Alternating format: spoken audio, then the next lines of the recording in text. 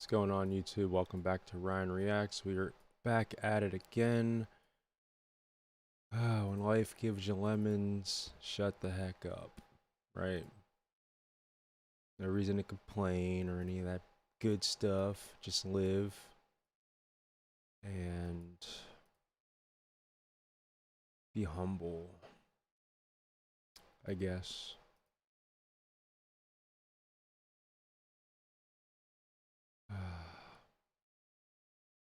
What's going on?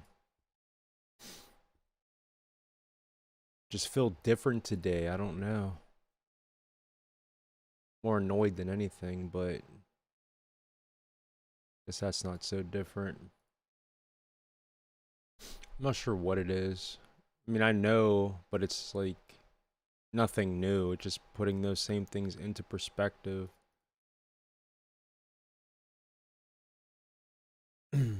Just wondering when it's all gonna end, you know? This thing we call life.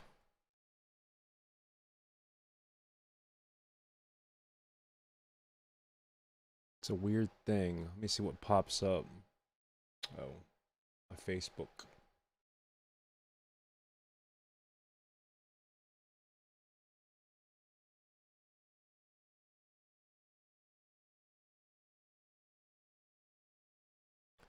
Eating a taco, that's pretty cool. I used to make those all the time. I have like a big tub of taco seasoning.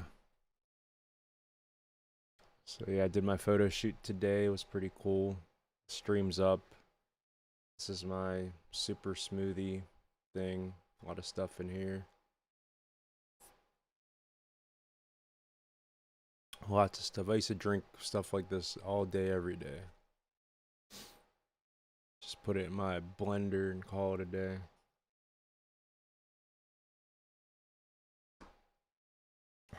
One of my biggest issues is synchronicity. Like when you feel like life is just random, but then you realize it's literally all in your head because your whole entire perception is based on your walk of life since you were born. So when things seem out of the ordinary, it's still part of your imagination too. You can't prove otherwise. So that's where synchronicity comes into play. Because you can't prove anything exists outside of your head. So people could come into your life not by chance, but because it was just meant to teach you something, to reveal that grand cosmic reality that we're in. If there even if there is a we or not, you know, because there might not be. Could all just be one big simulation, holographic dream. Hence me saying could, because that is most likely wrong, but it's how I feel whenever I get really down in the dumps. But I'm always down in the dumps, so I'm always contemplating the fabrics of reality. Our minds play tricks on ourselves. And you're me and I'm you.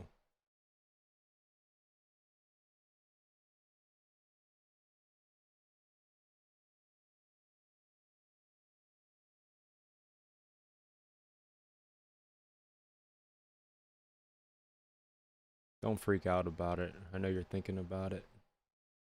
Because I'm thinking about it. And I'm you and you're me. That's how I know. I really don't freak out though. Just kidding. It's all satire. It's all a joke. Because if you end, I'll end with you. So we must stay alive. Together. Because if one goes, we all go. Wink. Could be both. I mean, like, the bad part of the afterlife is outer darkness for eternity.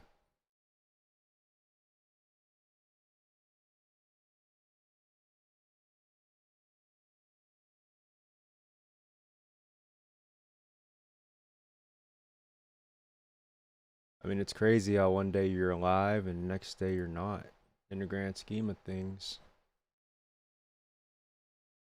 All the people you looked up to, Not all of them are here breathing the same air we're breathing to this very day. Turn his microphone up. There we go. It's a weird thought. And that's what like makes me really feel weird about things, because like you grow up, people are influencing you, people are hypnotizing you, people want you to live based on their standard, but their standards based on another person or another group of people's standards, which isn't real. And you do all this trying and trying and trying, and then they die. And then it's like, okay, well, another one bites the dust. Now the next person that wants me to change. So it's just like the moral of the story is like the ones that hurt you, you're probably going to outlive them. And if you don't, then they're going to outlive you. And then there's no chance for them to even try to convert you or be disappointed in you or whatever. That's why I always find it weird. Like when people die, that's when like people start talking about people. And then I always say, well, in a week, you're not going to hear a peep about that dead person. If you do, it's just because like through context, but it's not going to be the same hype as like day 1, 2, or even the third day, you know? And I've explained this before, but it's just, I keep re-bringing it up because my perception of hell feels like separation from God. That's what it is. Could just be an abyss with a view of heaven. You wish you could be there, but you're in darkness. Then you couldn't see it. But you know, when I was reading those verses a couple days ago, like it says something about being in the presence of the holy angels and the Lamb, I guess, in Jesus Christ. So it's like all the ones that they just get to like look up, like, wow, I'm not there. That's and I'm never gonna be there, but I see that it exists, kind of thing. It's just like it's pretty deep. Pretty deep. And sometimes in life, you just got to do what you got to do as well, as far as like with people and as far as getting your stuff off your chest, you know? Even if it hurts, even if you think it's going to hurt that person, you got to do, not to be like greedy and or selfish, but you got to do what's best for you and your salvation, your walk of life. And if someone's in your life and they're like either holding you back or giving you issues, sometimes you just gotta be Judge Judy and hit the band hammer. I'm just kidding. But no, like,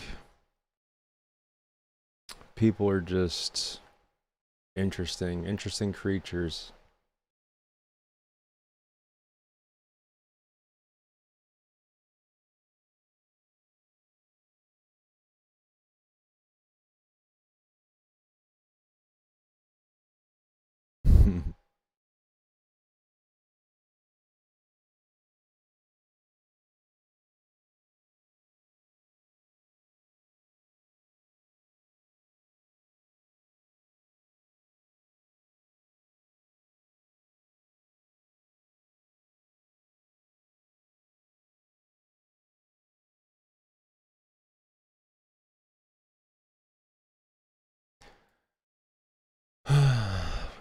Need more people in the Discord. I swear, like, all my subscribers are like clones of Moad just to get me to react to System of a Down. He made like 200 accounts or more and just mass spam subscribe because this just doesn't make sense.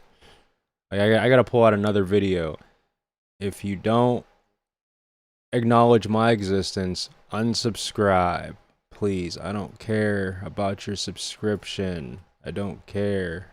Like, meaning like if you're not going to, I'm not even saying come in the stream, but like comment on a video.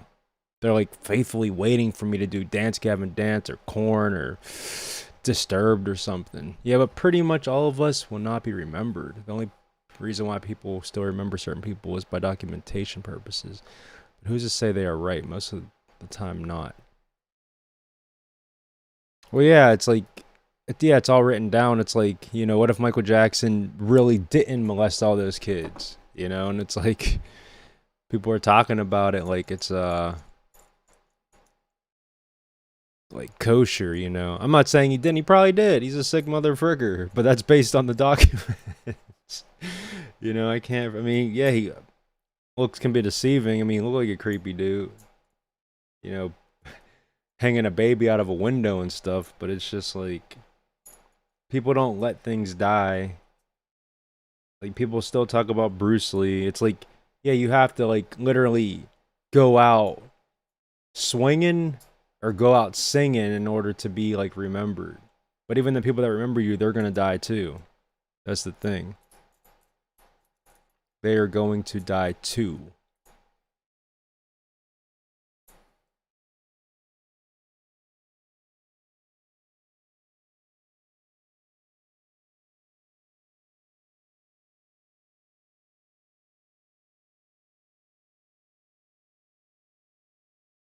Honestly, bro, they're all here for the reactions. I say because I don't like this person. And we can agree on a lot of things, but still have our disagreements. No, I mean, no, I agree. I know why. But it's just, I like, why even still be subscribed? I obviously haven't reacted to their favorite band or whatever, you know? How do I make my teeth as white as. Bro, mine ain't white. Honestly, I'm not gonna lie. Like, the photo shoot I did today, it was like one of the first ones in years that I did not have to touch the teeth, period. It was so invigorating, mesmerizing. I don't know, but generally I got to do freaking teeth whitening. Mine, they're not bad, but really, I mean, it's probably the camera, you know? Like if you look closely, you could see some yellow tinge. But honestly, I brush every day all the time. I use charcoal toothpaste, and then I use. This is a brand new bottle, but I buy like 2 of these at a time. I buy these like all the time, and I brush every day. Wait, I didn't even read that last part. Perfect genetics. Here we go. So you throw those little subtle like jabs of like, you know, what's the word? Like, you put me on a pedestal. I'm telling you, like I can whoop your butt, and you would still put me on that pedestal. I mean, that's not literal. It's just how I feel. It's like I don't. For one, that the praise isn't correct. I mean, you can have your opinion and believe that, but it's not correct though. It's like I'm just another person, and yeah, I don't find myself attractive. Like I don't understand what girls see in me. I think it's more or less because like I go against the grain with things. But you know, if I was a girl, I wouldn't be with me. What you doing, Addy? Yeah, take it. Just drink it in the hallway, not your room. You'll spill it. And that's like it's a truth. Like I really feel like it's true. Someone called me a god after watching me play drums yesterday. I hate that. I'm not even that good. That's how my friend is with drawing. Like he's been drawing his whole life, like mostly anime stuff. And but that's the idea though. It's like for somebody who doesn't understand the art or what it takes to be like considered good. I mean, it's still something to appreciate because like yeah, I could say like you're really good at drums despite me hearing obviously other drummers that are, you know, actual like professional musicians that have been in bands and it's been touring over the world. But because I have a guitar I can't even play, but you can actually play your instrument, then that makes me consider you a good musician or a good drummer. And then as far as my buddy, same thing. I can't draw, you know. I can't draw at all. But I'm not putting you on a pedestal though. You would turn my comments to insulting. Because like I don't have perfect genetics. That's like people don't like I would never say that to a girl. I don't care how hot or you know how gorgeous she was. Like that's just me lying to her. So I feel it's not that I'm turning it into an insult. It's not correct, you know? Like I don't have perfect genetics. I wish I did. If I did, I'd be like, yeah, thank you for acknowledging my perfect genetics. I don't. I really don't. In fact, my wisdom teeth I should have had pulled a couple years ago. They're literally rotted. Like true story, they are rotted. My wisdom teeth are rotted, right? And like if I can just yank whatever's left there myself, I would. But I'm not going to go to a dentist or anything. I'm not wearing a mask. I'm not getting a vaccine. I just brush all the time and I just deal with it. Most people don't have perfect genetics anyway, maybe like 20. I don't even think 20. I think 8%, maybe 10. I mean, that's being nice. And in your standards, oh, well then just see, Sonny, I guess that's where we have like a disconnect. Like you said something about like you can't detect certain things. I can't detect certain things. Like I can't. Like I take things at face value. Doesn't mean I always believe it. No, but see, I read it. Like if you would have just said that, like you have perfect genetics according to my taste, I'd be like, all right, thank you. But to just end it at that, you're blessed with perfect genetics. That's I took like I believed what you said, and now you're like, you added more to it. You by definition changed what you meant, or at least what you wrote that you meant. So I don't know. And either way, even for your standards, I'm not well, no, because then I'm speaking for you, but I shouldn't be.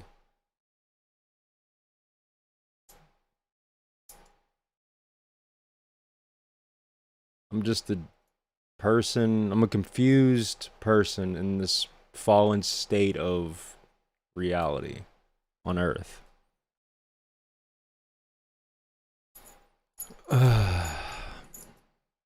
I'm the opposite of perfect. I am wretched. I am broken.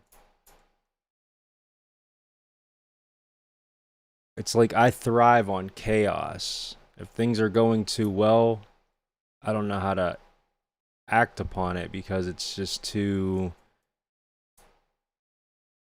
unfamiliar.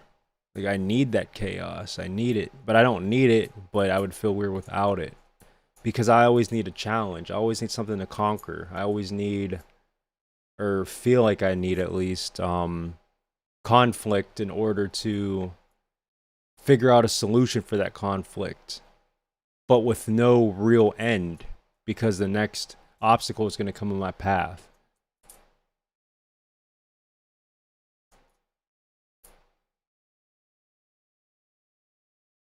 Statement for the first, opinion for the second. What? What?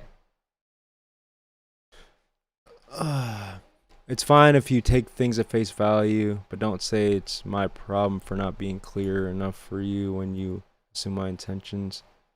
I assume, well, I mean, if I type like, what if I put like, you are weird, right? And then you're like, I'm weird. What do you mean by that? So you're going to like automatically assume what I mean by it. You need the Spirit of the Lord. We all do. Eddie, please go play. Now you're spilling it.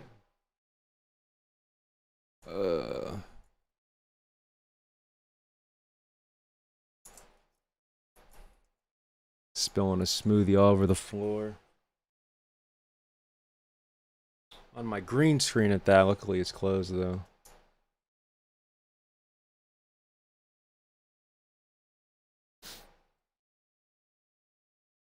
It's like I feel like, because I was saying this before, like me and Sonny were talking about it through like messages. It's like the Bible says to not let any man deceive you. And with that, if the devil's that clever, and if he's literally able to fool the saints, right? The saints, I'm definitely in the crossfire. So I have to always be on this like battle and attack and even defense mode on everything.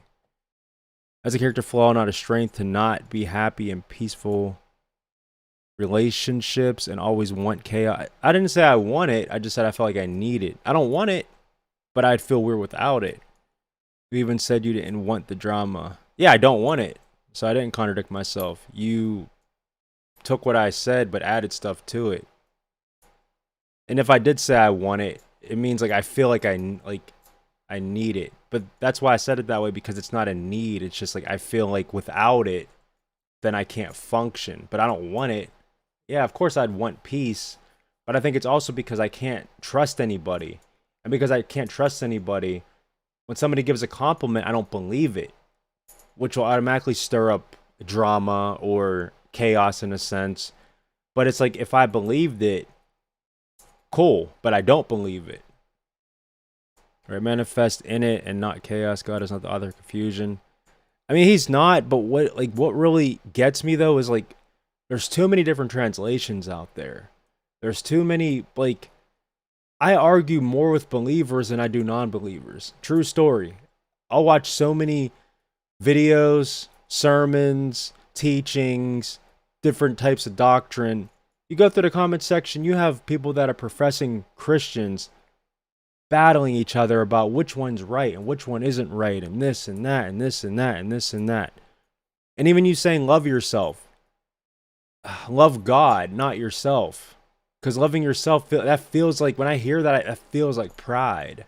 That feels like, you know, and I know you're not saying love yourself over God, but it's just like, to love yourself, yeah, trust in God, but like to love yourself is like to trust in yourself. But the heart is deceitful, who shall know it? So it's like I can't love myself. And the reason why I can't is because that's a flaw from Satan. It might be, it is, but the fact is, it's like, because there's so many different translations and so much mixed doctrine, and then like, you know, it gets to the point where, oh, now we have to mix in different languages. Like, well, it's the Greek word's this. So it's like now I have to like go out of my way to learn Greek to maybe understand. And even then, it's like people that know Greek or whatever, it's like, you know, translating one word to another word from Greek to English, it's like you got to translate it to this language first and then this language. No, dive deep into it. Because he loves you. No, dive deep into it because he loves you. God loves you, what is good that God has for you. Yeah, like, and I read it and I hear it, but it's just like, to even fellowship with other believers, there's division and conflict. It's just like, to be honest, it makes me want to give up. Satan is the ego. But if you kill the ego, then you lose your identity. So that's another issue. So it's like you have to have like some balance of like understanding I or you, or, you know, because ego just means I. If you think about it, just means the self. So like, but if you kill your ego, then you kind of like strip your beliefs. It's like you strip everything. If you ever had an ego death experience, you literally like put everything on hold, even like understanding your name or that you're even existing. It's like you're literally going through the cosmos in your mind, and you just go on a vacation for however many hours until it ends. But like when you go through the ego death, it's like you throw your beliefs out the window, you throw everything out. It's like packed up in storage. And even when you get back, it's like sometimes people don't even want to like take out that luggage. They just try to like find new baggage to go through. It's creepy stuff. And it's like, because there's so much doctrine out there and so much twisted stuff, and how people interpret things and bring up different literal languages about it, it's like, it just gets, it gets tiring, man. Like, it gets so tiring. And I'm not saying I'm giving up, but it's like, I just feel like inevitably it's like, it's given up on me in a sense, kinda. And I don't mean the Holy Spirit, I don't mean God, I don't mean Jesus, I don't mean anything like that, but just the will to wake people up. Because how can I wake somebody up if I'm still asleep? And I might know more than a lot of people, but there's also people that know a lot more than me. When ego death be nihilism in a nutshell. I mean, I'm not sure about that. It's just like, it's hard to explain unless you've been through it. It's messed up is what it is. It's just like, I can Do you know that God loves you? You know this. God has good things for you. For does he not see what is good for you? Do you forgive yourself? It's not up to me to forgive myself. It's up to Christ to forgive me. If I could forgive myself, I wouldn't need him. When God loves you, know the Spirit. But the thing is, it's like, it's not about God loving me. It's about me loving God. God can love me all day, but if I don't love him back, then, and I'm not saying I don't, but at the same time, that's contradicting, because if you love me, keep my commandments. And I don't keep, like, and that's another thing. It's like people argue about which day the Sabbath is, and keep the commandments, honor the Sabbath day. If you don't even know which frickin' day it is, how you, like, let me, that gives me an excuse to just take the whole weekend off. So, you can't miss it. Let me just take Saturday and Sunday off. Yeah, I believe it's Saturday. I don't believe it's Sunday. But still, it's just the fact that it's an annoying argument that can literally send people to hell for being wrong about, in a sense, because it's just not understanding. And it's just something that simple. Then it's like, Old Testament, there you got one half saying, like, you don't have to follow the Old Testament. Then you have the other half saying you do. And then the ones that, even when they say they do, then the counter arguments, well, do you mix fabrics? Do you eat shellfish? Blah, blah, blah. And then they bring up other stuff. And then it's like, people on the other side, it's like, well, Christ didn't come to abolish the law, but to fulfill it. But then they'll say, well, that's not the ceremonial laws. That's the moral laws and stuff. And it's just like, it's just like, and then the non-believers are looking at us like we're all idiots, It's like this. I'm not going to believe in any of this, because they're believing. They claim to believe in God, and they're fighting with each other. I'm out of here. And it's just like it gets tiring, It really does. It's like I'll literally spend multiple days, not like physically like sitting on my phone or computer for multiple days, but it's like I just go back and forth with people about certain things in comment sections all the time. And then I feel like if I just, my mind's like, okay, screw you, burn in hell, leave me alone. But then the other parts of me is like, okay, well, I'm supposed to keep on, planting seeds and, love your enemy, which I get. But it's just like, if they're so hell-bent or like stuck on what they believe, and if you have this 99%, like 99.999% certainty that your doctrine's correct, and they just will not hear it, then it's like, it's hard to explain. It's like, well, fine, go ahead, burn in hell. But it's like, you're not meant to have the attitude, keep your body in righteousness and repent. Sure, but like, that's the thing though. It's like, it's more than just repenting. Like, it really is, because you have to actually, a lot of Christians leave me just from arguments like that. Yeah, it's just so annoying. It's like, it's more than I bargained for. You're not being a Christian or believing in God or whatever, just wearing these shirts out in public and, not really getting dirty looks, but it's just, yeah, like if I'm wearing a metal shirt, more people are going to talk to me. I get it. Living the narrow path and not expecting people to like you because, Christ did no wrong and they put him on a cross. I get it. If you follow Christ, you're going to be hated too for his name's sake. I totally get all that. But it makes me just not even want to talk about it. It makes me just want to, fine, follow the commandments, and then that's it. Just, no adultery, no fornication, no murder, no stealing, honor the Sabbath day, love God more than anything. Like, all of them. Just do all that, but don't say a peep to anybody. Because, like, that, like, in my mind, it influences this, like, this wrath or this, like, this strife or this just negative bitterness on humanity. And that's just from the people that claim to believe. Now imagine how my mind goes for the non-believer. Like, and not just a non-believer, like agnostic or even atheist, but like ones that just deliberately just live after the flesh. They're just living robots. They're just living robots.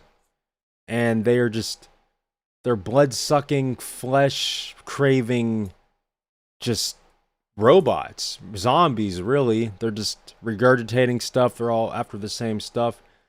Like, those people I can understand. But it's like I'm fighting multiple entities, multiple types of entities every single day. believers and non-believers. And it's just exhausting. It's just annoying. And on top of that, yeah, my doctrine could be wrong too. And maybe theirs is right. It's frustrating, man. Like, it really is. On top of that, like, your what you consume could play a role with how you feel, and it can influence your behavior. If you have too much candida in your gut, that bacteria can kind of like trigger cravings and trigger like mood swings and all this stuff. It's like the devil has so, like, everything. Yeah, that's the work of the devil, comfort in your Lord. Yeah, but like, you can say that and I can even believe it, but I could still be just walking down the wrong path. See, it's not even a fight. This isn't a fight. This is just like trying to figure stuff out. This is just trying to understand stuff. And it's not about me versus Josh or anything. It's more or less like we're just discussing, like, just going through comment sections of like random people that believe. So it's like a battle between believers versus non-believers, but then it's also a battle versus believers versus people that believe but differently. Like Catholicism, I don't have to worry too much about dealing with them because I can easily just put out scriptures there that kind of like contradicts or debunks what they do. Calling man father, praying the statues, venerating Mary who's dead, don't pray to dead saints. That's the easy stuff. But it's just like, it's the little micro, denominations out there that just like, like me and Sonny went through it for so long just about divorce and remarriage. And even me and you, Josh, we did the same thing. And I'd rather just, not even worry about it. Like, it says it's not worth it.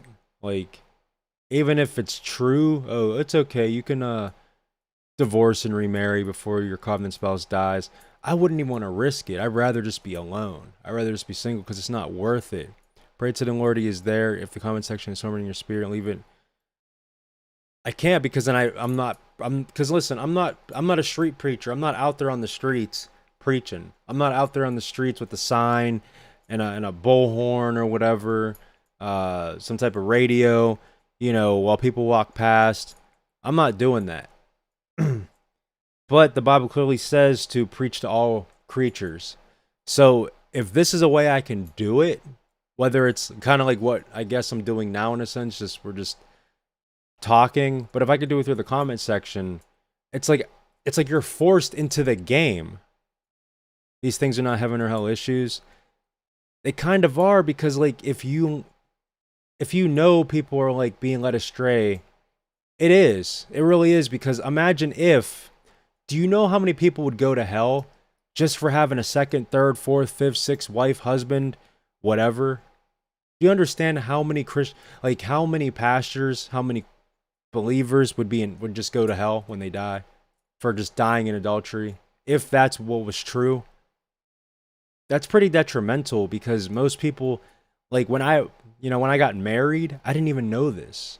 If I did, I wouldn't have got married. I wouldn't have got married. Now imagine all the other ones. And even the ones that knew about it but don't believe it, or they'll bring up Greek text, or they'll bring up something to like have a loophole for divorce or whatever. That is a pretty serious thing.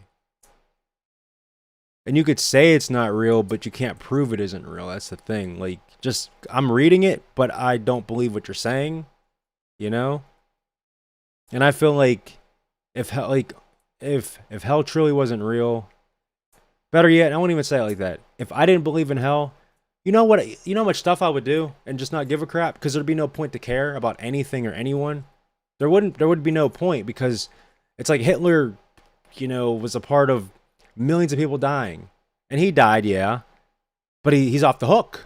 I'm not saying I want to kill people. I'm not saying that, but I'm just saying, like, you're able to do what you want, and then you're off the hook. You're just off the hook. Like, that just doesn't make, because it would just kind of have this conclusion that life would have no meaning in the first place then. There's a time for everything. Yet, do you not know the Lord is with Marcus Rogers and His grace for us dealing with divorce? I don't agree with I don't agree with that with Marcus Rogers. I really don't. Like, they're so. I already looked up the verses earlier, but it's like there are so many people that proclaim Christ but are just ravaging wolves. There's so many. Where are the false teachers at? Because listen, there's so many supporters of every single preacher in the world, including women preachers that the Bible clearly talks against, like Joyce Meyer and whoever else. They will literally jump off a cliff for these people. Literally. They would literally, if Marcus Rogers said jump, these motherfuckers would jump. No, you do bad things and you are in hell. No, that's not how it works. Because listen, if I didn't believe in hell, everything, and that's the thing, there would be no such thing as bad. You said bad things, but there's no such thing as bad without a creator to dictate the rules. Because you say it's bad, right? Okay, well, there's no such thing as air. There's no air because I said so. I don't believe in air. Because I don't believe in it, does that mean air doesn't exist? Where is his fruit? What fruit does he show? I don't see, like, even but listen, the devil will tell you 99 lies to get you to believe, or no, he'll tell you 99 truths to get you to believe one lie. No, I'm not saying it isn't. I'm saying Sean's saying it isn't. But the idea is that's how clever he is. The devil masquerades as, or like, an angel of light. So why wouldn't it be? I'm not saying Marcus is the devil, but why wouldn't he send out his henchmen as angels of light? There is air, but have you ever seen air? Matter of fact, have you ever seen your brain? Have you seen it? Just because you may have looked into a book or a video of what you believe a brain looks like, have you ever seen your own brain? Have you ever seen your own esophagus? Have you ever seen your, no, you could say an x-ray, but that could be a lie. They could have just computer generated it.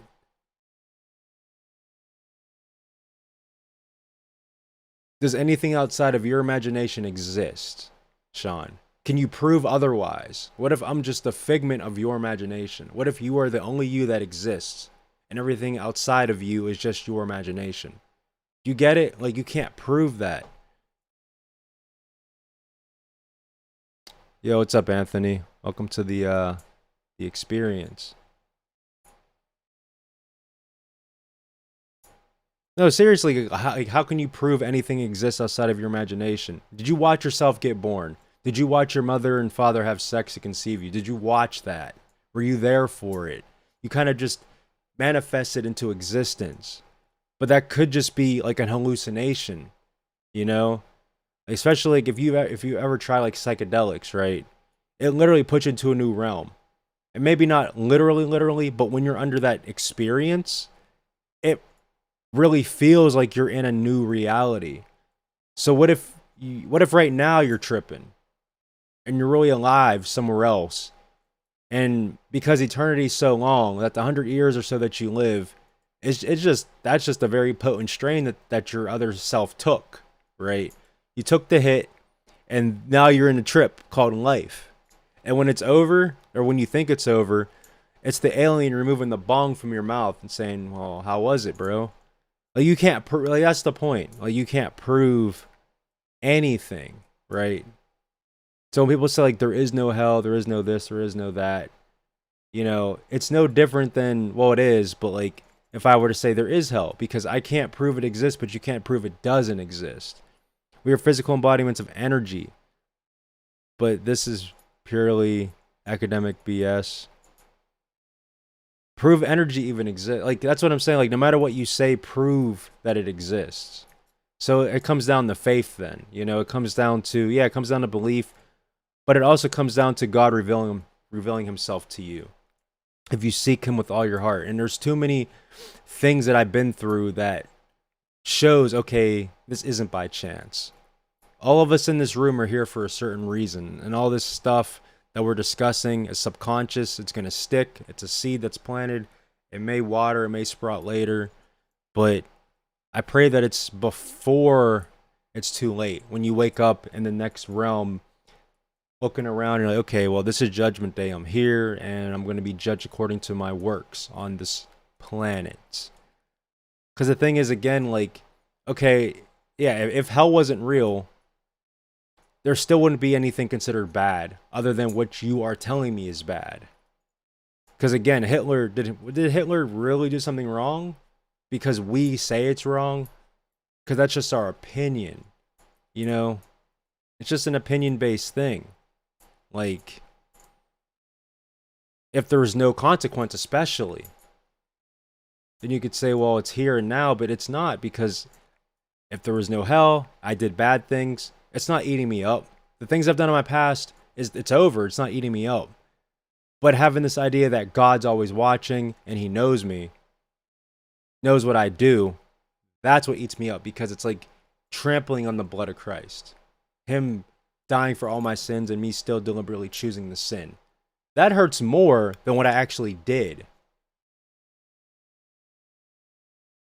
But just knowing he took my place for what I did, that hurts a lot more than actually doing. So say you knew for a fact that a real intangible hell didn't exist, hypothetically speaking, would you have no morals? Because morals, listen, morals wouldn't have any, like, merit. There would be no such thing as morals outside of your belief system, outside of your thought process. It wouldn't be considered morals. Give me a second. You guys talk amongst yourselves briefly. Look at my messy room because the camera's going to freaking...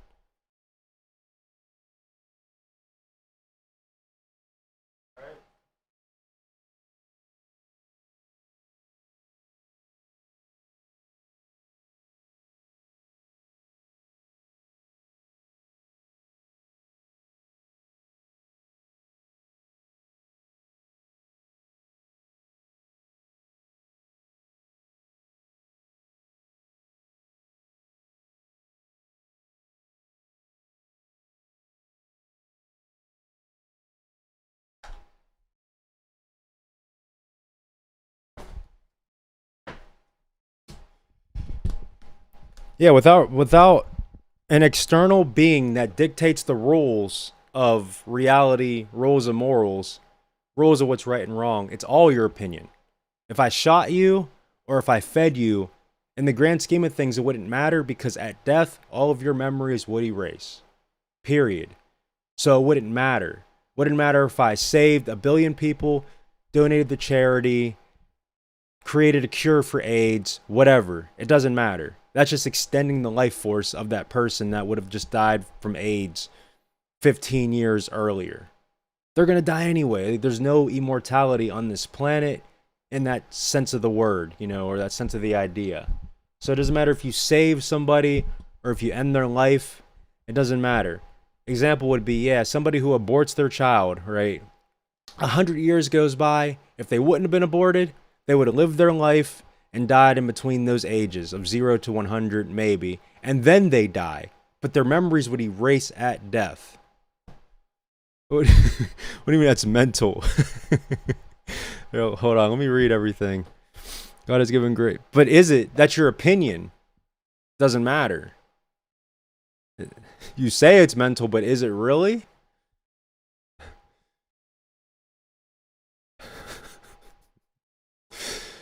God has given grace to David, Jesus, and now here. With faith, try the Spirit of Lord and know who is anointed by God. His Spirit is here. His Spirit is moving. Yes, it is. Let him move you. Even if hell isn't like what it says in the Bible exactly, Jesus still talks about sorting through not just the unbelievers and believers, but I'm good and bad believers, so I'm not trying to find out what happens if I'm not sorted with the good. Pray for the Spirit. Agree, without God, there is no mortality. There isn't, because it wouldn't have any meaning. Because think about it like this, right? There's so many religions out there to where, yeah, people literally kill in the name of, but I'm not going to say the Christian God. I'm not going to say Jesus Christ. I'm going to say, like, in the name of, like, Allah, or in the name of Krishna or whatever, right? But it's like, we can sit there and say, oh, that's messed up that, Allah has his followers blow themselves up and promise them 72 virgins. But they believe that that's what's good and bad. But we still know that that isn't good, even though that's what they believe that their God teaches them or provides or rewards them with. But that kind of goes alongside with the Christian principles that not only kind of founded this country, but also for what people at least assume is considered good and bad.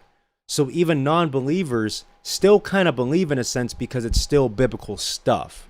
It's like even an atheist is still choosing the Bible without even really realizing it based on those principles. It's kind of genius if you think about it. It's very genius.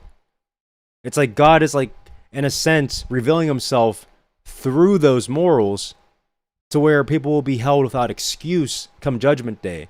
Because it's like, once they finally wake up and it's like, whoa, I'm actually in front of my creator, but I did good things, but I did bad things. Well, how come you didn't consider it coming from me?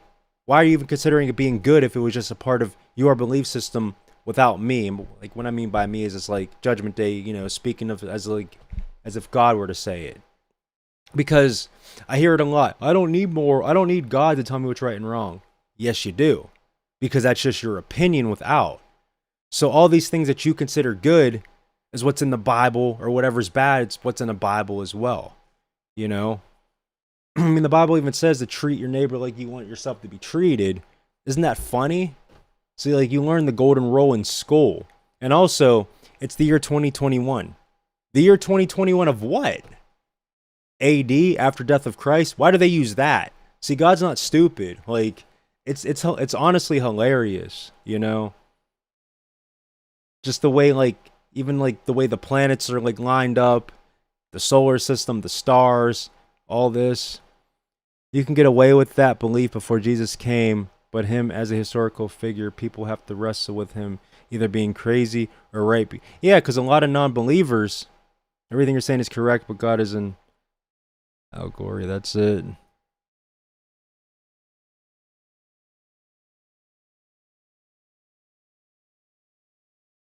I'm just looking up the exact definition. Story, poem, or picture. See, now you're limiting God. Now you're just calling him like a symbol, right? Without God, that word, that definition, none of that would even exist. Because, like, that's the thing about atheism that's funny as well, is like, they believe that nothing created everything. How could nothing create everything? Think about that. Like, how could nothing create everything? I could say that all night because it just sounds so silly. Close your eyes and think of nothing. Well, I just see pitch black. That's something then. It's something. It's like fractals. If you want to understand God in a sense, in a very small sense, look up fractals.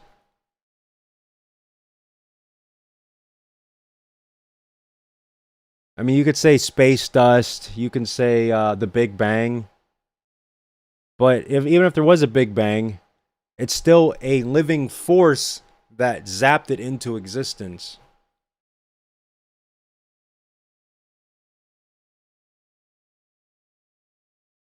I mean, a lot of atheists, at least at some point in their life, convert into being agnostic, where they just understand that there is a higher power, because it wouldn't make sense for nothing to create everything around you.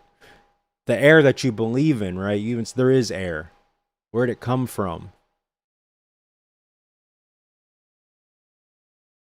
Yeah, DNA. So, like, that a book was written by somebody. You might not even know the author. That if you see a painting, somebody painted it, but you don't know the painter.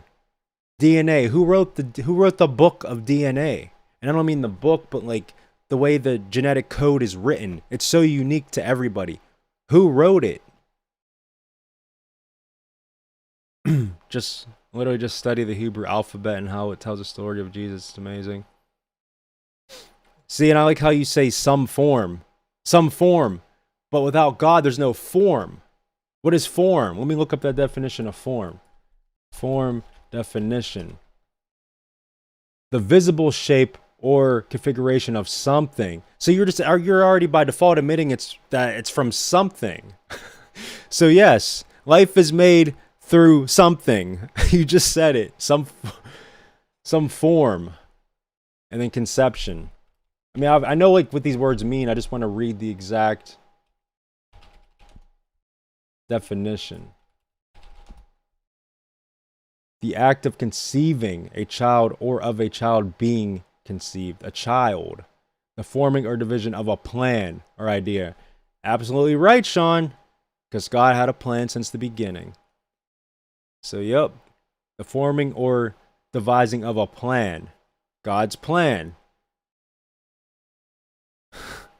Come on, Sean. You gotta get more clever than that. Gotta get more clever. Everything leads back to God. It's just the way it is. Like, God is. I think it was even you that said there's no past or future. It's just right now. I think you're just trolling. Like, you do believe, but you're trolling. Because if the past doesn't exist and the future doesn't exist, but only right now, there's your God. That's God right there. God is. Like, here's past, here's future, and here's now. Is. He's right here. God is. Father, Creator, Almighty. That's it. That's why, I am the beginning and the end. It just kind of signifies, I'm on both ends of the spectrum. I'm outside of time. Think about it.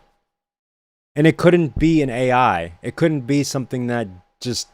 Because it's too perfect for it to not be created by a mathematical genius with a heart. Meaning like with pure passion and love.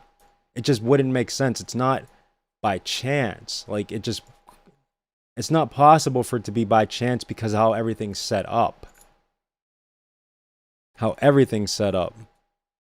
And even like the signs that we see while just living. We have the Delta variant, right? And look up Delta. What do you see? A pyramid. What do you see in the back of your dollar bill? What do you see all the rappers throw up? It's just too coincidental. Why would these rappers use the Bible as a playbook if it wasn't true? Why does the Bible say that people will be persecuted for the Bible, and it's literally happening when people have Bibles in certain countries and are getting killed for having it?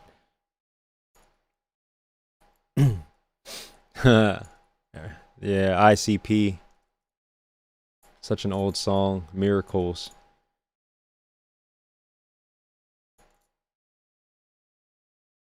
Bad things happen because if everything was good, then we would be robotic. It would all be robots. It wouldn't be true love or pure love. It would just be, because I'm making you do something. If I could control my kids to do everything I want, I'd feel bad.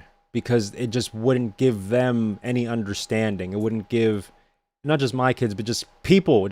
If, like, you have to touch fire to understand why it's bad to touch fire. Curiosity kills the cat, but it also makes you grow as a person. So it's literally a process. This is the test. Yeah, it's the test, of course. So I answered your question. Life is made through conception, but more specifically, consciousness has always existed. So I think that is a more accurate answer to your question. It wasn't created.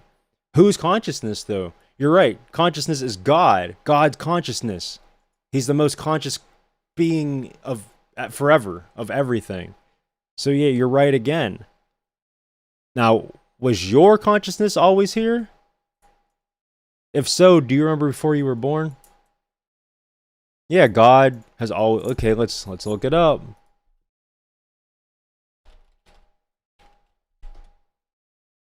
The state of being awake and aware of one's surrounding. Yeah, God. God's always been awake and always has been aware of his surroundings. Now, how about you, Sean? Have you have to be born in darkness in order to see the light and love the light? Yeah, God has always existed, but the complexities of creation prove intelligent design. Exactly. The trees and our DNA and our unique fingerprints and just the way, if you want to call it evolution, whatever, but just how things adapted, and we need water, and we need food, and it all like it's too clever for it to just be through an AI system. No, it has to be like when you decorate your house, you're planning, you're thinking, okay, build the foundation, put up the bricks or the wood or whatever. Okay, I want this furniture. Or I want to set it up this way. I need this many rooms. I need this TV or game system or whatever you want to put in your house. I need this picture here to make me feel better. It's like you don't just snap your fingers, right? And then automatically your house gets set up the way you want. No, you have to think. You have to think about how you want it. And even once you think and do it, you might want to rearrange stuff. You might want to rearrange stuff. Awareness. Yeah, and God is, of course God is aware. Else how, like, think about it. The sun's in the perfect spot. We're not freezing. We're not burning up. We're not burning up. You would think that the mathematical code would have been like one axis wrong and then everything would just implode. Atoms and molecules, why don't the atoms split? Why doesn't the whole entire, like, the black hole swallow us? What is keeping us protected? Matter of fact, why are we even here? Like, it doesn't make sense to just think it just came from no... You even said consciousness. So what is the consciousness then? What is it?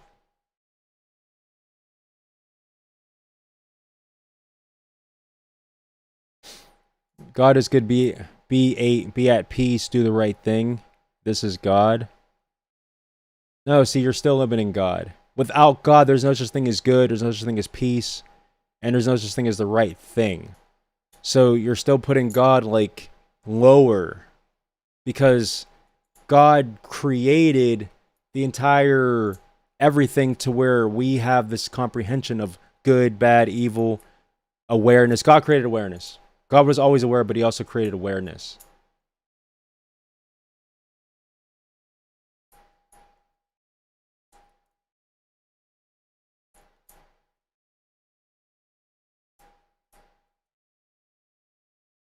Just think about it, like the best architect on the planet, you know, got to be skilled. Got to be skilled, and like a not so great architect, they build something, they both build something, which one's going to turn out better? So why is it magical? Like, why is it magically like perfect for just creation to just thrive and strive and exist? It would have to be something that's outside of our comprehension. I mean, you can literally sit there for years daydreaming about reality and daydreaming about eternity. And it's not going to stop. Like, you know, yes, he is skilled. It's like, yeah, there's people out there that they believe that they're a god, or that, you know, they're, I don't know, there's like that they can create. But it's like, no. I mean, but you know, you could be a friend with the king. You could be a friend with the king. But he's our king more than he's our friend, but you know, it's like a relationship. I mean, that's why he says, "Go away, I never knew you, ye that work iniquity," right?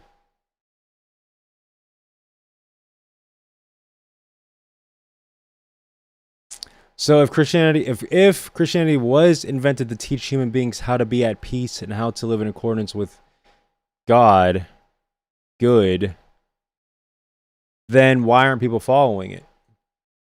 And if that was true, then yeah, the creators of it did a bad job. If that's what it was for. If it was created for that, is what I mean. Because people aren't following.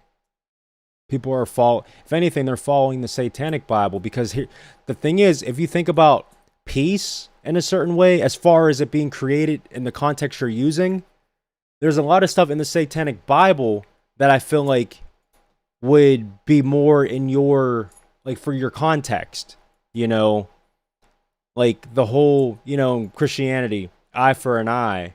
But it's like in the Satanic Bible, it's like, yeah, if somebody messes with you, you better mess them up 10 times more or whatever. and just other random things like, that nature's more important, to make nature be preserved and stuff like that. So you're thinking peace on earth, but from the beginning, the earth was already destined to fall because it was planned that way. So, yeah, if we had another 500 years on this planet, right, and people followed the Georgia Guidestones and what the elite are trying to do, and they didn't have any well-being or care for other people, but they wanted to just preserve this planet, then sure, that'd be a way to do it. Kill all the humans. That way, or at least most of them, that way nature can flourish, right? But does that sound good? Maybe for the planet, but it's not good for God's plan. Live for God's plan, not the planet. Think about it.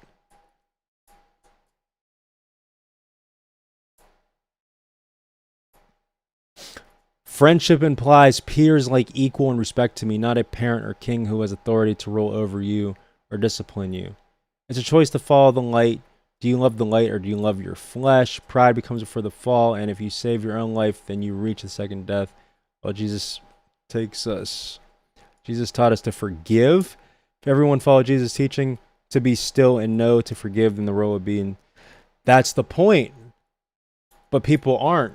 So that's why I believe, because there's stuff in the Bible that literally says that, people aren't going to believe. And if it wasn't true, why is the world ending up the exact same way the Bible's saying it's going to end up? So if it wasn't real, why is it happening the same way that it's saying it's going to happen? And then why are people killing people for the Bible? Why? Think about it. A thief doesn't break into an empty home. So why are they so threatened by the Bible if it's not real?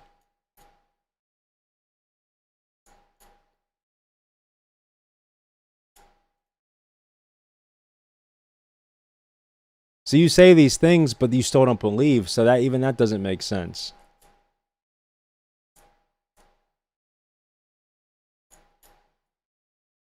And it would, but see, God already knew from the beginning that people weren't going to follow it. So it's literally a self-fulfilling prophecy. We could say, so then you forgive everything bad that happens. So then you forgive everything bad that happens. So to answer that, it's not up to you to forgive everything because not everything applies to you. If Jimmy 3 states away kills Susie, your forgiveness has nothing to do with it. I mean, you could say, like, oh, well, I forgive him for him being a killer, but that doesn't really mean anything, though, does it? Because you're not the victim and you're not even associated with the victim. So I think that's just an open-ended statement or question, rather. It's too universal. Like, can I forgive what Hitler did? Like, that doesn't matter anymore. I'm not saying what he did doesn't matter, but I mean, like, I wasn't there for it. I didn't live through it. And it didn't have anything to do with me. So where am I to forgive that if bad things happen? It's none of my business. It sucks, but it's none of my business. So it seems weird. The whole entire moral of the context of what Sean is saying is if there is no God, there's no such thing as morals.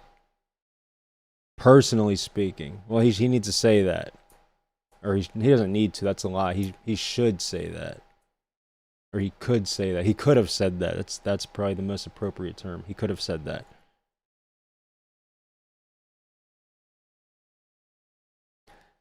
And the difference between... So, if it's correct for what Sean's saying about taking it personal, so I'll reconstruct this question. So then you forgive everything bad that happens to you. Yes. Now, forgiving doesn't mean you have to forget. You could forgive and still love at a distance. I'm not saying that you were saying that. Who's saying that? I'm not Death Shark. If it has nothing to do with you, then exactly it's none of your business. I don't forgive that. I mean, and to not forgive something doesn't mean that you have to jump the other way and condemn it either, though. Based on that context, like, I don't forgive that. But that can be implied that you're still angry about it or something like that, you know?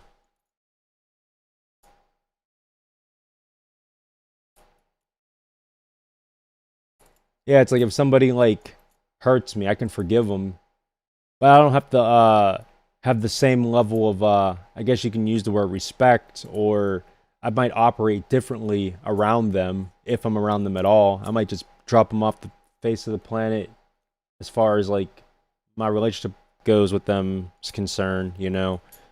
But I'm not gonna just forgive and then go back to the same way. Exactly, no condemnation for forgiveness. It has nothing to do with me, and I'm non-emotional. I can be emotional about other people's struggles and about, like, yeah, if something flashes on the news, like, yeah, another school shooting. If it's real, then it's like I could think about it, be like, yeah, that sucks. I feel bad for the families of the victims, and I feel bad for it happening in that school, and it's, you know, mess up that the shooter did it. And then that's it. It's like I'm not a part of it. I don't live in that school district. Even if I did, I didn't go to that school. None of the people that got shot or my family, or really if they were, it's probably like whatever. That's a joke. You get what I'm saying? It's just like, and it's not selfish. It's just there's no relation to the situation. I could feel bad about it, but that's pretty much the extent of it. But without God, then there's no point of even feeling bad about it, because it's like, well, those kids that are dying in the school shooting, they're gonna die anyway. Like, their memories are gonna erase at death. It doesn't matter. It would have been like them never being born in the first place. Why'd they come here? They're gone now. Just a quick vapor, just a quick pass through. Without God, you know, like it's interesting.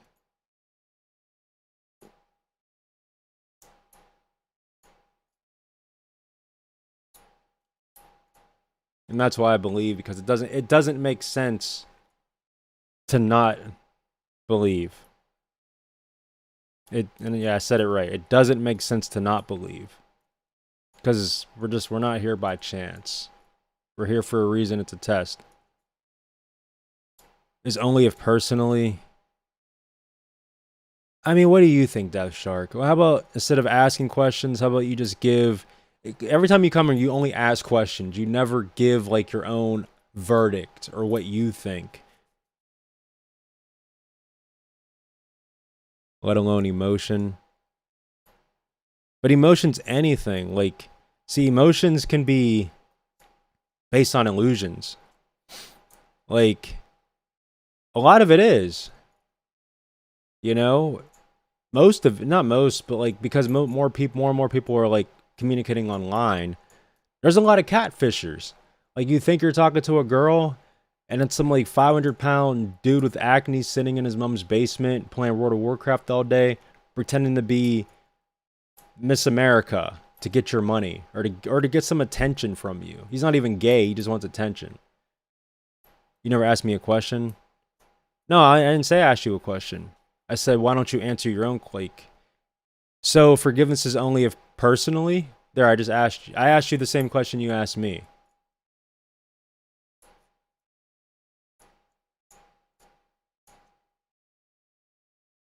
Yes, forgiveness is what happens to you. Don't concern yourself with other people's problems.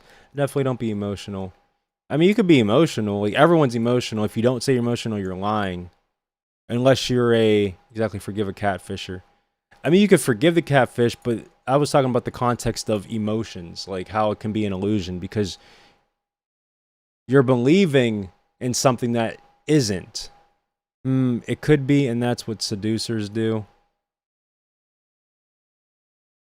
A lot of people are seducers. Just don't let them win. Don't let them win.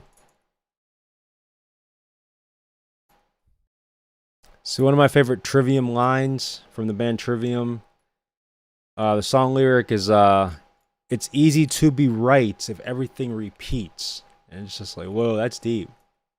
It is. Because everything keeps repeating. Insanity, doing the same thing over and over again, expecting results or different results. And it's so easy to just be caught up in all that to the point where, like, you literally just said you only ask questions, never a verdict. Give me something to... Okay, I'm going to ask you a question. So, forgiveness is only personally? Question mark. Or are you saying it as a statement? Because I don't know, you type kind of weird.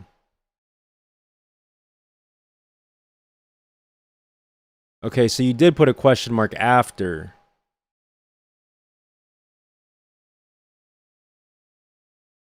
So I was being sarcastic in a way, but I was basically repeating what you typed, but in a question form.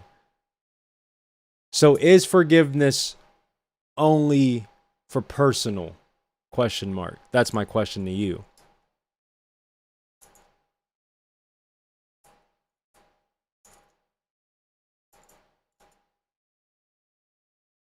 No, that's what you said. Look. That's what you said. Yeah, okay. Yeah, but instead of questioning it, why don't you give your own interpretation? Like, ask yourself the question and then type your answer in the chat, if that makes sense. Like, instead of asking, why don't you say, "Hey, this is how I feel," to maybe give somebody some type of context. So maybe Sean will not give a different answer, but maybe understand more.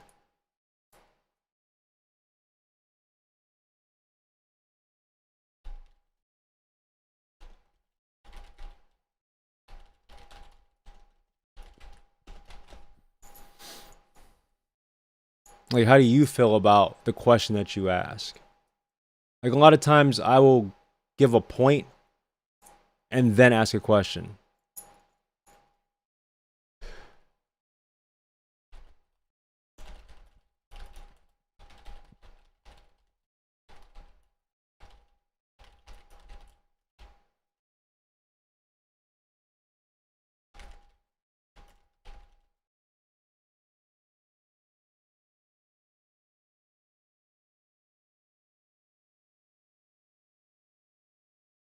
He keeps saying forgiveness for all, but then he said, Sean, I'm not asking you anything. I was asking Death Shark how he feels about his own question.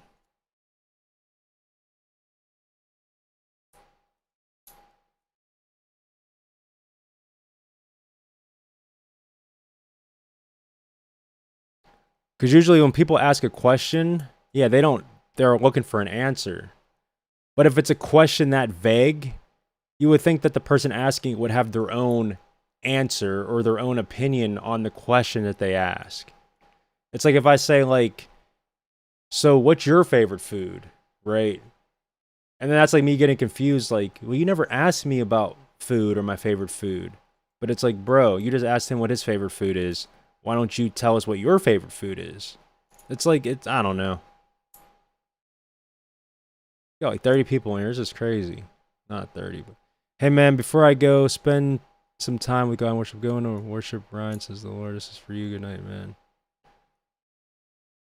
All right. Good night, bro. Peace. Thomas Roberts. Hey, may the Lord Jesus Christ bless you, Joshua. I appreciate you coming in. Peace. Thomas Roberts. What the heck is going on? I'm so confused. I know. That's just how these streams are. We are just lost souls trying to find a way, and then a lot of it's constructive criticism, constructive debates, and constructive, I don't freaking know. We're just talking. We all have our own issues. Some people are extremely lonely. Some people's hormones are racing. Some people are going through mania spells. Some people are going through existential crises. Forgive all the things that you have been personally affected by. It's not your place to forgive others. People who haven't done anything to you. Which makes sense, but you could still dislike them, or you could still dislike, their choices. and you can still get like secondhand embarrassment or cringe for certain things. How Christians say forgiveness for all, then say you don't feel emotion as something that doesn't involve you there for person, like Sean said. Sean is saying forgiveness for all that only involves you, but you can still feel emotion and like feel bad for other people's choices for things that don't necessarily include or involve you. And I already gave examples of that, like school shootings or anything, like cancer patients, you know. Yeah, like your favorite musician dies. No forgiveness in that, but you could still feel bad.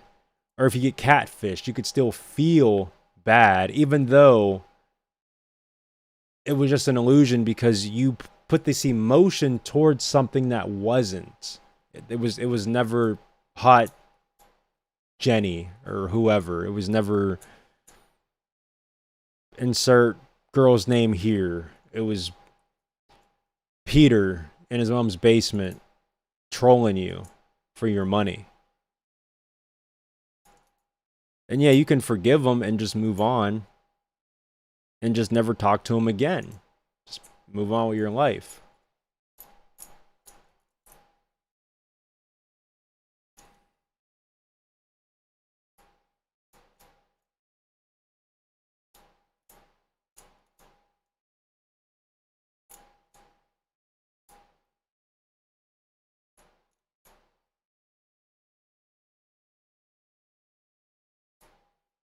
Of course, it's talking about forgiving people who have affected you. Forgive everyone. Forgive the girlfriend who cheats on you. So that's the disconnect.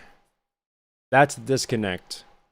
So when you say everybody, it can really be referenced to everybody on the planet, not everybody in your personal. See, I play like 40 chess, and I type very strategically. That way, there's no guessing games at all. Okay, then if something bad happens to you, like someone hurt you, you forgive that always. Define hurt. Please, people, can you guys please type very, very, very, keep on holding this, very specific. Please.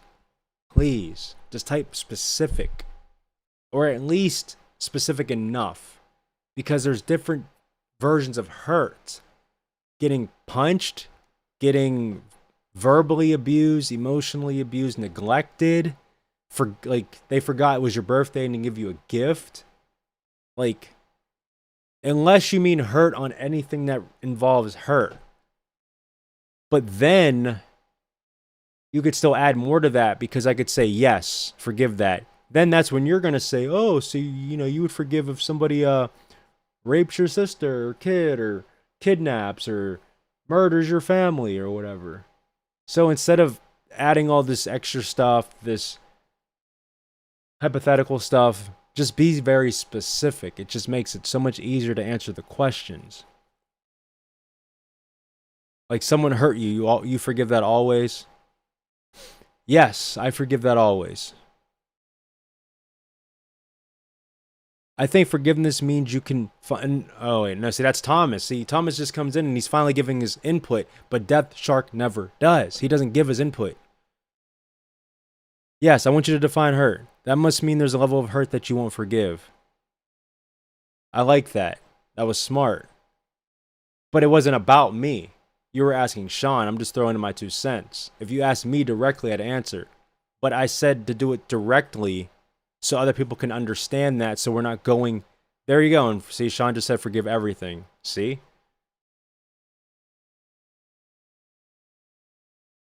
But I assumed either him or someone else in the chat would have probably asked, well, hurt in what way? But yeah, I forgive. But how do you, like, I guess the real question is, how do you forgive? By telling the person you forgive, or to not let it eat you up inside. Because a lot of things could set you over the edge to never want to talk to him again, but you're not letting it overflow and boil. Forgive the person. Yeah. And people have done that. Like, there's videos in courthouses where the killers, like, the victim's parents literally hugged the killer. Like, I forgive you. You really need it now. You know, you're going to be locked up for life, whatever. I forgive you. Boom. Made the killer cry, not expecting that. That's the best form of love, is forgiveness. Well, one of the best forms of love, if not the best form of love. I think the best form of love is sacrifice. But forgiveness is like right there. I'm not saying I would do that, by the way, but this is what Christianity is. See, and that's the disconnect. He's asking you directly for you, and now you're putting yourself into like, if I was a Muslim, then yeah, I would definitely blow myself up for the 72 virgins. I definitely would. You see what I mean? Like, it's silly. Just be you, bro. Just be you. Yeah, Sean said forgive everything. You asked me to ask what hurt, meaning you have a personal level. And I was going to give my verdict on your answer, but you never answer what I don't know if you're asking me, if you're asking Sean. Because you and Sean were having a discussion. I just kept throwing in my 2 cents. And I did answer. I said, yes, forgive everything. Yes, yes, yes, yes, yes. Yes, forgive everything. Shit, that's too many. Hold on. There we go.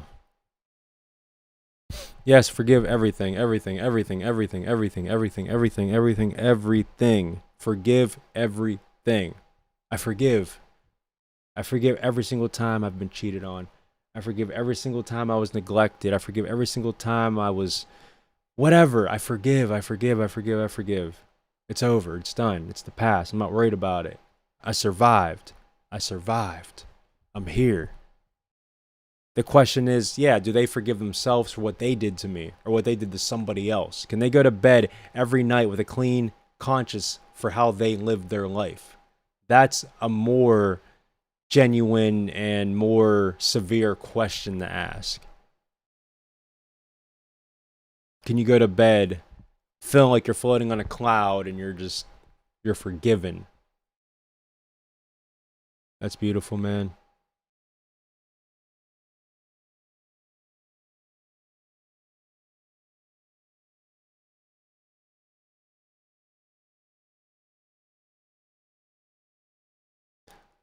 But I don't forget. That's the difference. Forgive, but don't forget. Because you can't forget. But don't let it eat you up inside. And don't bring it up. See, that's the thing. Like, people, you won't go to heaven if you have bitterness in your heart when you die. You will be judged for that. You got to let stuff go.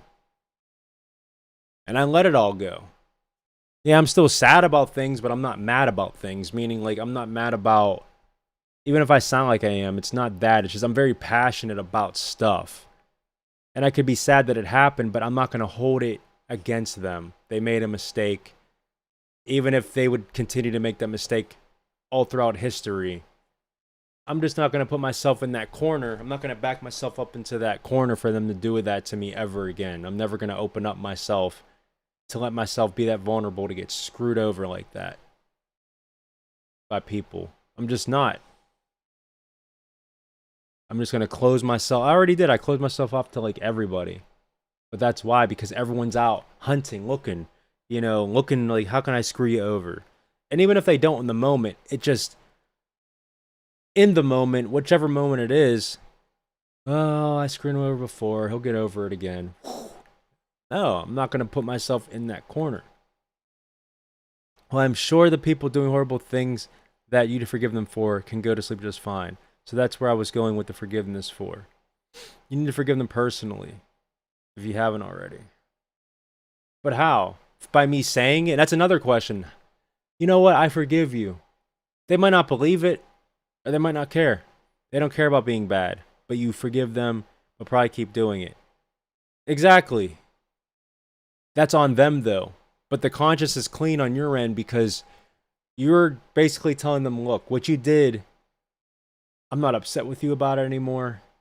I'm not thinking about it anymore. It's not affecting me anymore. Whoosh. You broke that bond for their negativity. Now, if they want to continue doing that with other people, no, it's for both. It's for you, but it's for them in a sense to that they'll at least know that what they did isn't bothering you anymore. If anything, it's kind of like a jab. It's like, you know, hey, you don't have free real estate anymore. Like, I'm not in your mind anymore. Free real estate, like I'm not there anymore. It's out. Or you don't have free real estate in my mind anymore. Like it's out. It's over. And then they could think about it because that's why the killer cried. Because he's like, dang, I did what I did. I got to suffer the consequence. They don't even hate me anymore, but now I have to live with hating myself for what I did. And they're not, it's like, because imagine if the victim's family would have lashed out. I hate you. And this, it's like that killer, being a killer with a killer mindset, may feel some type of good. It's like, well, good. I'm going to prison for life, but at least I get to know that they get to live their free life, not so free up here, because they have to think about what I did to put a freaking wrench in their family's operation. That shouldn't matter. No, it shouldn't be spiteful at all. You don't do it for spite, but it's, again, but the way they feel is none of your business. It's their business.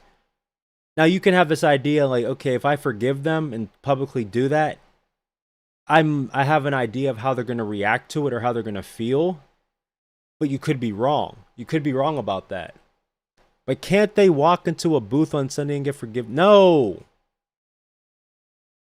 Oh, this is why I want to give up half the time. Because it's like, it's like killing flies. Like you kill one fly, you feel good, it's not buzzing around you, but then the next one comes. It's endless. It's endless.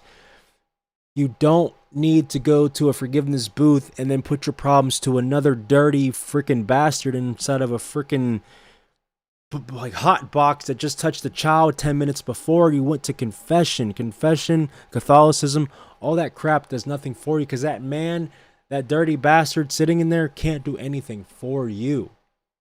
Pray to Jesus Christ for forgiveness. You don't need to go to a confession booth. And then you even say on a Sunday, like,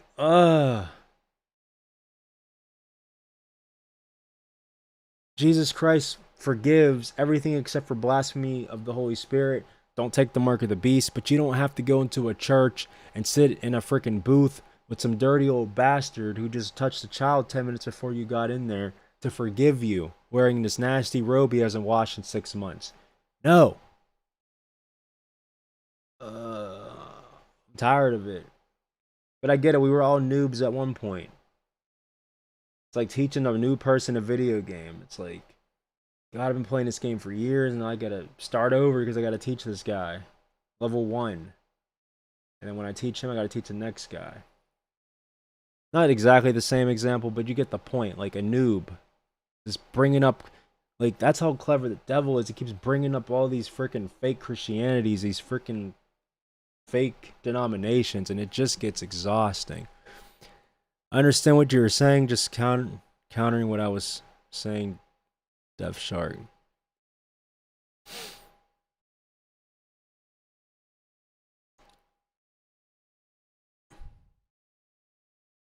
I mean, the line that makes sense that he said is, they don't need your forgiveness. But that's why Sean was saying, well, it's not about them, it's about you. You forgive them for yourself. But you know what, sometimes, isn't it nice, like, let's say if you did something wrong unintentional. Like, let's say if you hurt somebody unintentional and you did not mean to, and you feel so bad because you don't know how they're feeling. Even a week went by, they haven't talked to you. Now imagine another week goes by, they come to you like, yeah, bro, like, I forgive you, man. That's just the burden off of your chest. Like, wow, thank you. I'm so happy. I did not mean to do it, bro. Then if you're genuine with it and you don't do it again, because again, it wasn't intentional. It's just they got upset about something you accidentally did. You really didn't mean it. Them saying they forgive you and actually meaning that they forgive you can just maybe have some less weight on your back or on your chest or on your heart. And then you can go back to operating the way that you once were, because you don't have to worry about how they're feeling because they forgive you. So it just depends on the context, like on the situation. Because I've been through it where it's like I did something by mistake, and yeah, oh yeah, I forgive you, bro. Or like, let's talk about it. Or I would apologize, like, bro, I'm sorry I did that. And they're like, yeah, I forgive you. I know you didn't mean to do it. I was just mad at the time because it was stupid. And I'm like, okay, cool. And then it's like I never did it again. So it just depends on the relationship, depends on what you did, and that's pretty much it. Like, oh my goodness, I got to bed so freaking late. To me, it's not even hard to forgive because I just don't. Because I understand people make mistakes. I expect people to fail, and I feel like it's my fault that they have to forgive, or that I have to forgive them in the first place, because I didn't expect any less from them, and I put myself in a situation anyway, knowing that they're most likely going to screw me over. So because of that, yeah, I didn't control them, but it's like I knew. Like I knew what I was up against when dealing with them. So can I really blame them? It's like it's my fault that they got to apologize because I allowed them to get to me. I allowed them to set me up, or I allowed them to do something that I knew that they didn't have willpower to not do, you know? Tony, how's life in your new place? It's been a while. Trust me, like,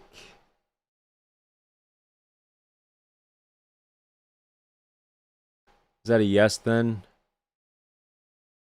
Are you asking me? I already said God can forgive everything.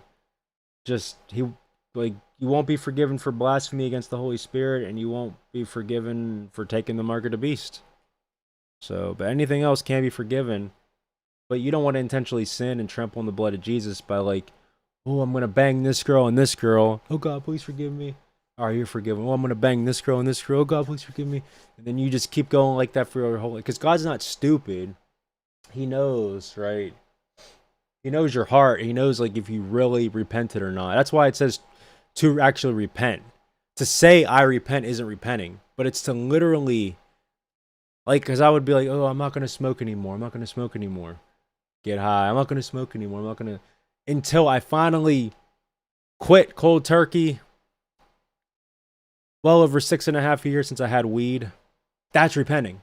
I'm done. I'm not gonna do it again. Finished. Same with drinking, over 6.5 years also.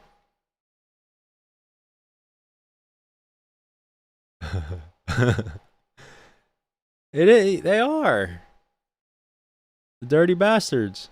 And don't worry, the word bastards in the Bible. So is prick. So is dumbass too. But they're actually referring to an actual dumb donkey. But I'm still gonna say it. I got set up out here legit. My homie, who I thought was my homie, betrayed me. Thank God I have work friends that let me stay with them until I can get. I mean, you got set up. Unless you were bringing money or drugs or something that they want and they took it from you, you ain't get set up. If you didn't lose anything, you didn't get set up. Now, I guess in a way it could be considered set up if you weren't planning on moving to that state anyway because of them. So they attempted to set you up, but it didn't work because, again, like you said, you have friends that'll let you stay until you can get a place. Well, that's a blessing, bro. I'm glad that you turned that negative to a positive, that you have somewhere to go and get on your feet. That's real cool. I'm glad you stopped in too. It's been a while. I mean, you can message me on Facebook. You messaged me before. Like, don't be a stranger. I'm always online in some way, shape, or form. Always. Even when I'm asleep, I'm online somehow. It took money from me, then threw me out. How much? Let me guess. $250. That's just a random number. Something came in my head. And be honest too, because look, we ain't really. I mean, we're strangers, but we're, like, what'd you do? What'd you do to make them do that? Because normally, like, I know it wasn't a lot of money. You lost about 250, 400. Okay, that's a little. All right, all right. How long were you there? Because I mean, I haven't. Dude, that was at least a month ago. So I kind of see it to where like you paid them and you stayed at least 2 weeks, maybe 3. You may have been told that you're paying 400 a month. Maybe you left a week or 2 early.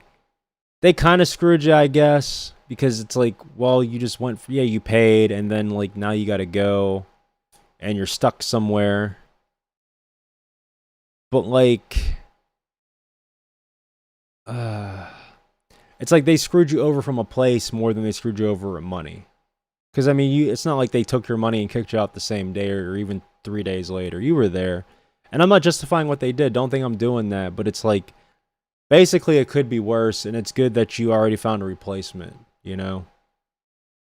And I already told you could have came here, bro. I don't even freaking know you. You could have came here.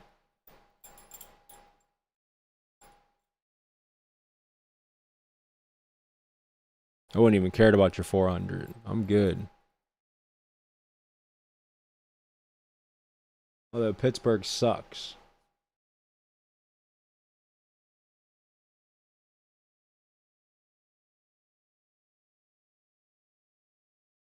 I was thinking about getting a few roommates anyway, because I'm bored.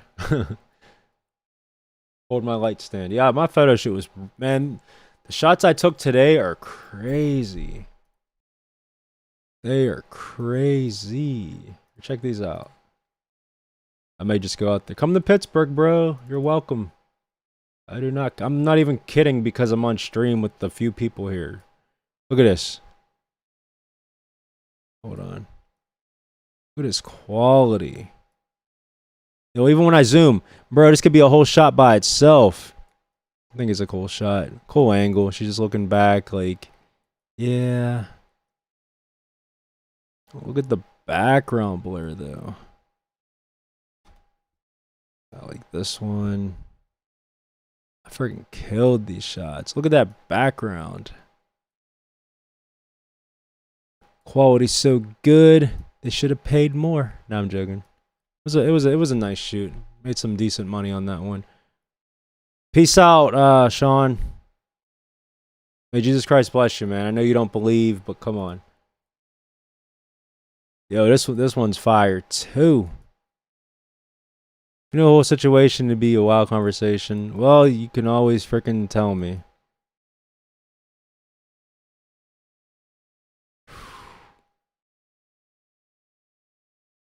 If I was a girl, my life would be so easy. Look at the background blur. The bokeh balls is what it's called. It's called bokeh. It's the little spirally balls in the back. Yo, look at that. Look at that lighting. Oh, that's my flash. And I love this shot too. Sheesh. I'm just too good. And I'm the only mother fricker to do same day edits and deliver to the clients at no additional cost. That's enough shots.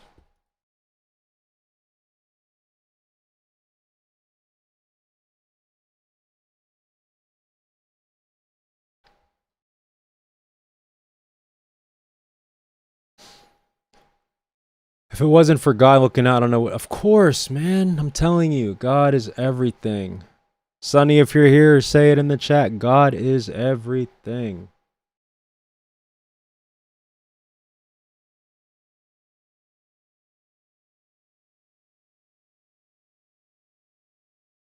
Everything.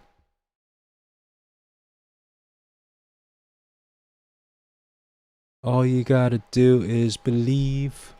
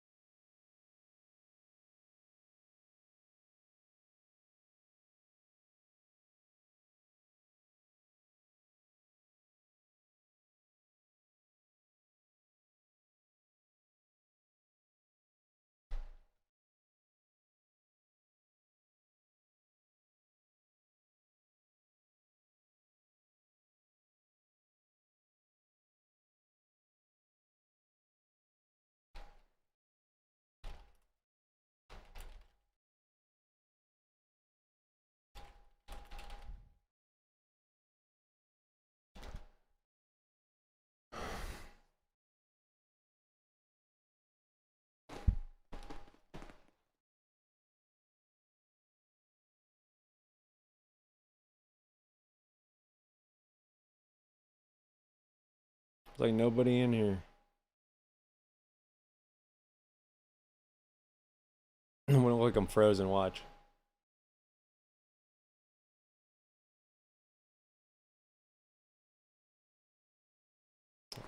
I must think I'm a bad butt because Satan keeps trying.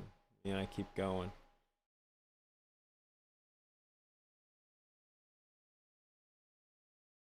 Yeah, I'm still here.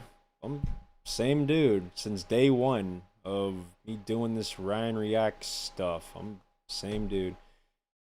What you doing, Anthony? Get your controller so we could play some schmears.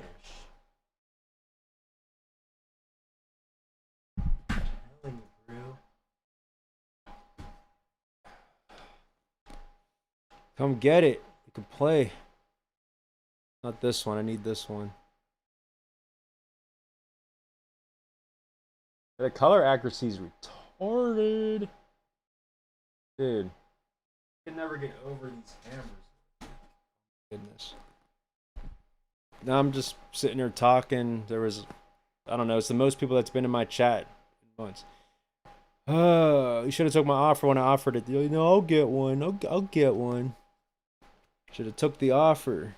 Better sell a flashlight or 7. Yes, it's a GameCube controller. It's a GameCube controller for my Nintendo Switch. It'll work. Play some Super Smash Brothers on this thing. I want to play though. Been a long time for me now. Yeah, me and Joel were playing like crazy. We played like a whole like 7 or 8 hours like a week ago, or yeah, like a week ago, I guess. And yeah, I'm getting better. I'm actually understanding the buffering system. It's working out. Understanding the timing. It's feeling like Smash 4 kinda. Bro, Smash. Yeah, bro.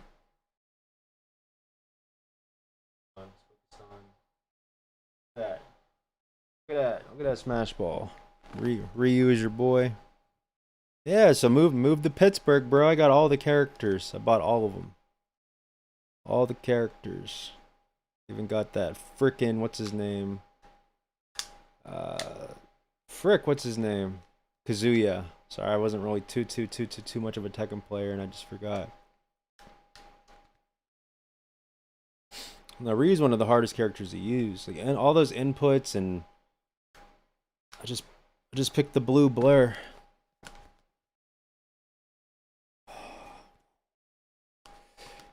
It's the main right there, man. It's the main man. What's up with you, Anthony?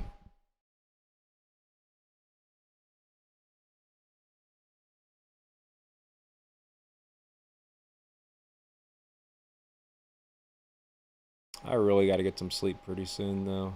Like, I went to bed at like 3:30, almost 4. I woke up at like 8, so I only had 4 hours. Went to the photo shoot, and I've been up ever since.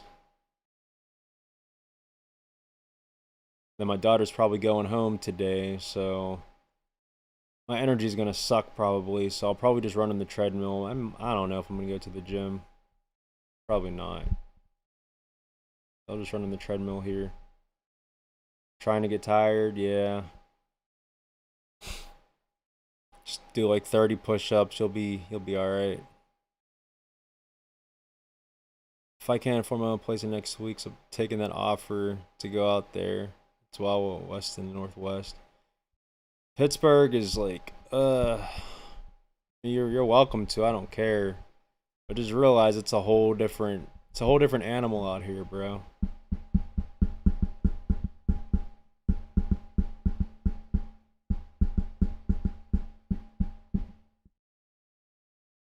And getting your own place in 2 weeks, sheesh, you must have money. You must have like left with like, I mean, you already lost 400, and you're already trying to get a place in 2 weeks without even having a job. You must have money.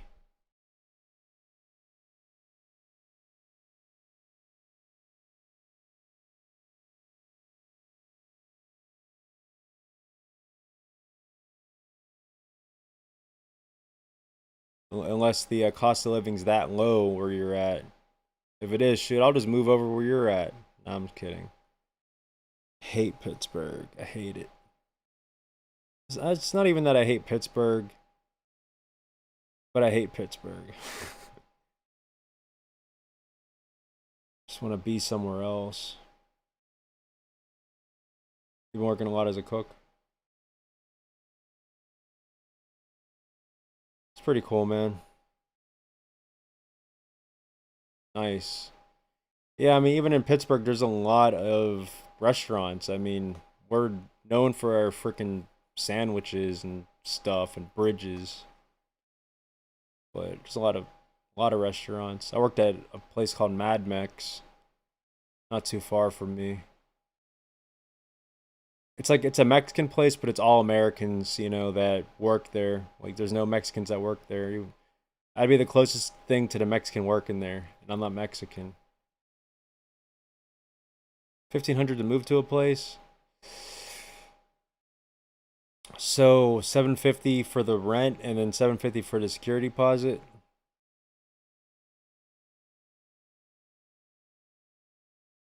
That's too much by yourself, bro. It's way too much. What you really should do then is, yeah, go and like, if you're not coming to Pittsburgh, freaking put or look at listings on Craigslist, or like search marketplaces on Facebook in your area, or housing, like your area space housing. You'll find a lot of frickers looking for roommates. 750 is too much. It really is, especially if you got to pay all the utilities. That's ridiculous.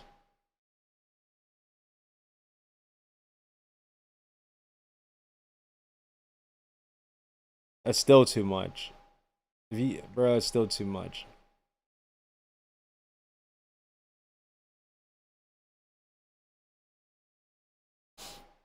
I'm not gonna tell you how much I make, but let's just say it's still too much, bro. Like I might make double or triple that, and it's still too much. Is what I'm trying to say. I'm not gonna give numbers. Utilities are 100 a month. That's not bad.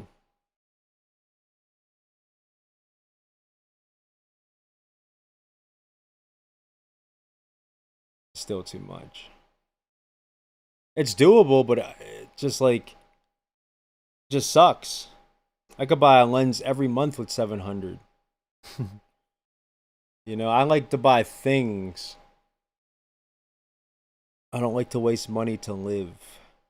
I understand that's what normal. It's normal, but I don't know. Yeah, I mean, yeah. I guess if you were making like 5 grand a month, it's like, okay, just take my 700 from me. But it's also one of those things where, like, unless you're actually investing money, saving money, letting money like accumulate by itself, make it so it pays for itself without coming out of your work profit.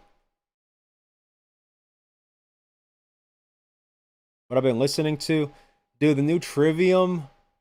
I freaking went crazy on the in the Court of the Dragon. And then even Feast of Fire, the second single, was okay, but I checked that out first. But I did a reaction. You don't have to check out mine. Whatever. I don't care. Just listen to the regular song. Bro, the solo to that Trivium song was crazy. Like I literally had an out of body experience. Uh Pretty much for new stuff, yeah, just Trivium. I mean, I still listen to my older stuff. Oh, you saw that, dude? I went ridiculous. Were you in the stream for that? I don't even know. I went crazy. It's solo, and then I watched so many reactors just for the solo part to see where people's heads went. And yeah, Nick Nocturnal, he didn't really go crazy, but he was like, "Yeah, I'm done with guitar."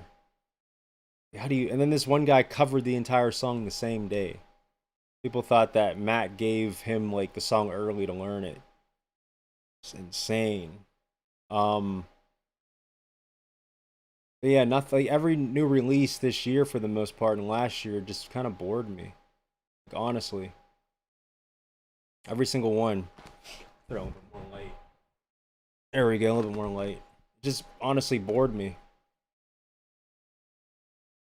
Times of Grace bored me.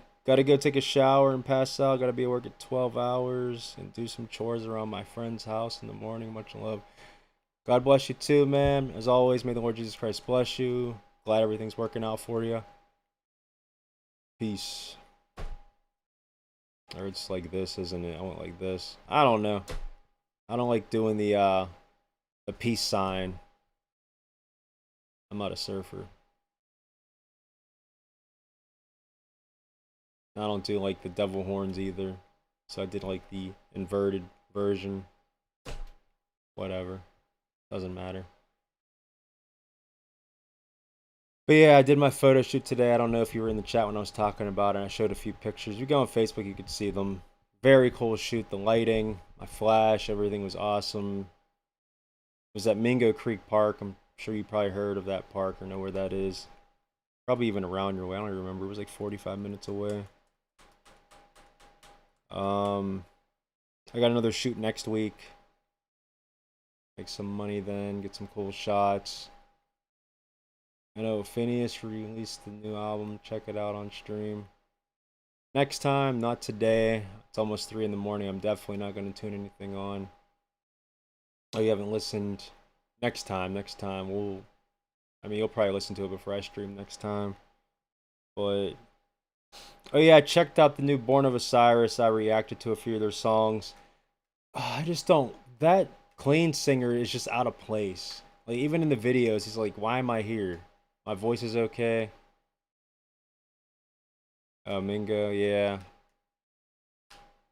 I shot there a few years ago, but then yeah, shot there today. I figured it was by you because of like how much time it took me to get there. Yep. It was pretty cool. Probably recognize this. I didn't. Hold on. Nah, you wouldn't. Throw a few shots on here though. Let's do it like this. You can just check out the Facebook if you want.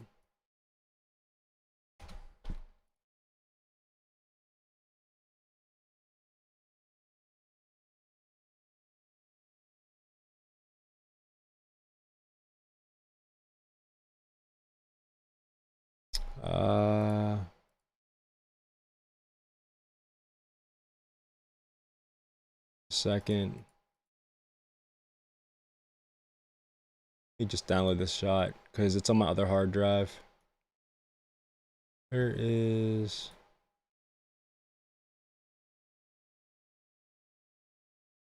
Oh yeah, because it's a freaking... Oh no. Let's bring another one in. Recognize like this bridge. Actually, why don't I just do this? I'm stupid. Fit the screen.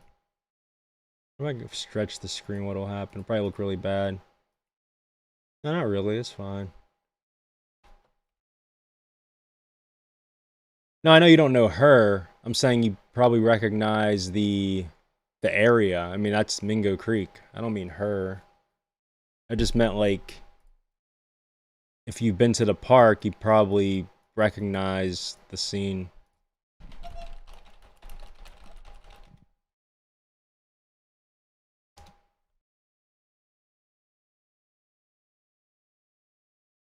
No, yeah, Mingo is nice though. Yeah, it's cool. It's a pretty decent sized park. It was super hot today. Next week I gotta go to it's gonna be her cousin's senior portrait session. I already got that booked, but that'll be in Grandview. My dad actually lives right beside it. That's crazy. Small world, small world.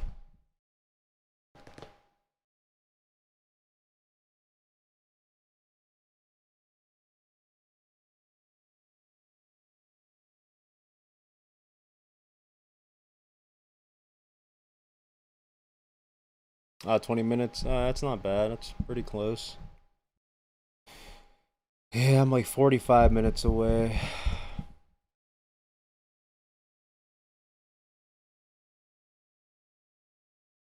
That was my second time shooting there.